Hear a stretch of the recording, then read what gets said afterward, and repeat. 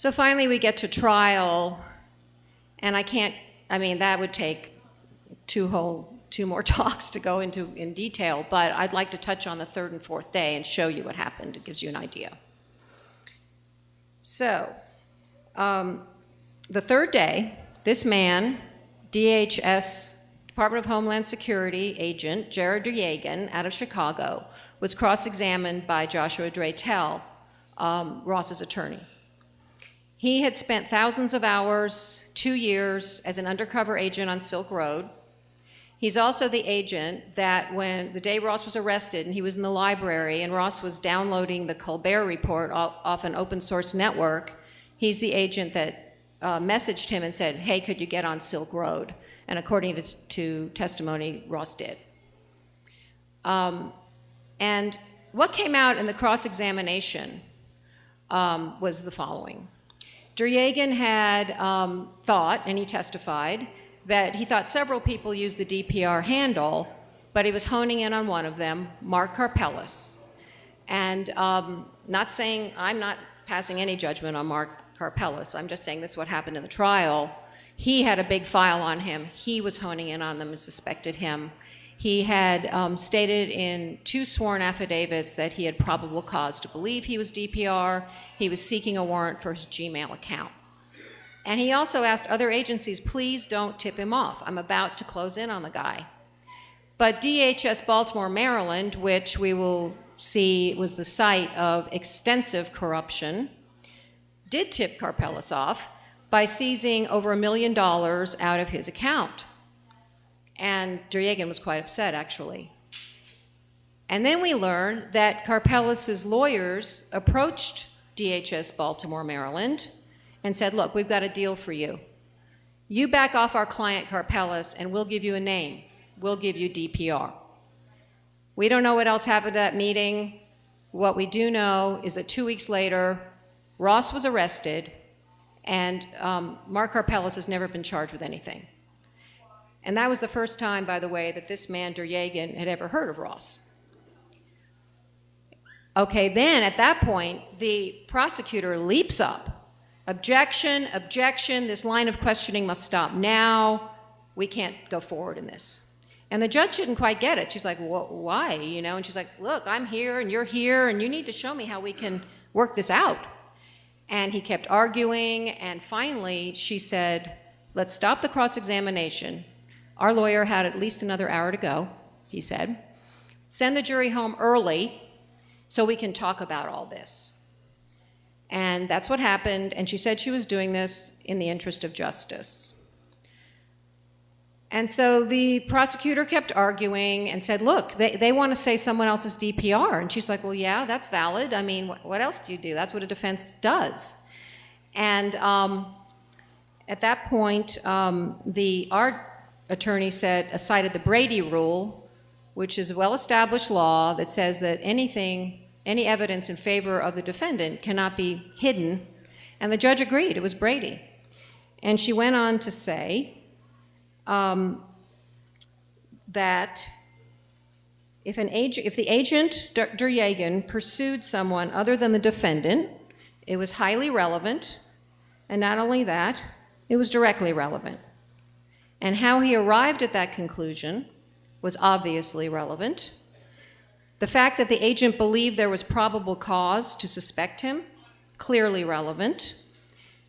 That the agent believed somebody else might be DPR, obviously highly relevant. And that an alternate suspect strikes me, her, being the judge, as in the heartland of the defense.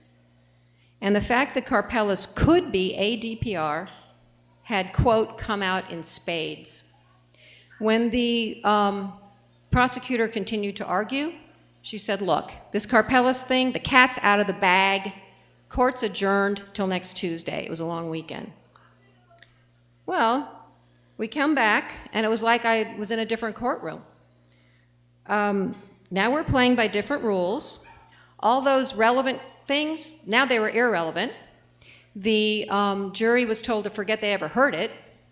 The prosecution got a mulligan, and the judge flagged what should have been objected to and wasn't, so it could be sustained. And very strict boundaries were set going forward as what the defense could ask. So, did you suspect Mark Karpeles? That was now off limits. Did you believe Mark Karpeles was DPR? Off limits. Do you suspect that Mark Karpeles operated Silk Road? Off limits. And that offer from the lawyer to provide DPR's name? Well, that's just not relevant. So here's day 3 versus day 4. What a difference a weekend makes. So the cat was back in the bag. And the reasoning, you know, this alternate perpetrator thing, that just might confuse the jury. We don't want to do that. And our lawyer said, my whole cross-examination and defense is eviscerated, or as Forbes' Sarah Jong wrote, completely derailed. And that wasn't all that happened. The defense witnesses were blocked. The prosecution last minute brought a Bitcoin witness. They paid $55,000 for that testimony. And he talked about Bitcoin, and Roger Ver had this to say about it.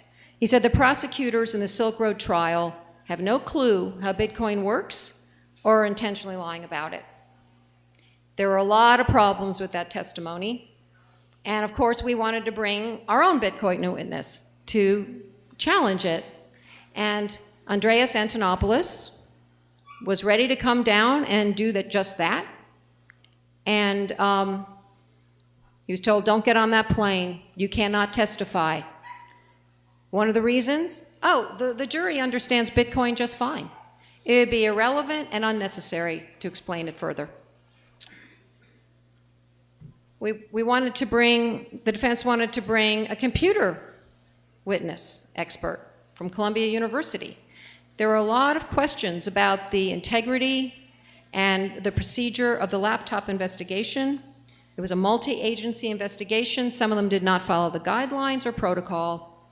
The laptop crashed in the middle of it. There was a lot of stuff that happened. He could have explained that, challenged it, explained other technical issues involved, and also how hidden websites are very complex technology. It's almost impossible to prove anything. No, that will not be allowed because this case doesn't require special technical knowledge. So, here we were with no witnesses, too. It was a very controlled narrative. The jury was allowed to hear what the prosecution wanted them to hear and could not hear what they didn't want.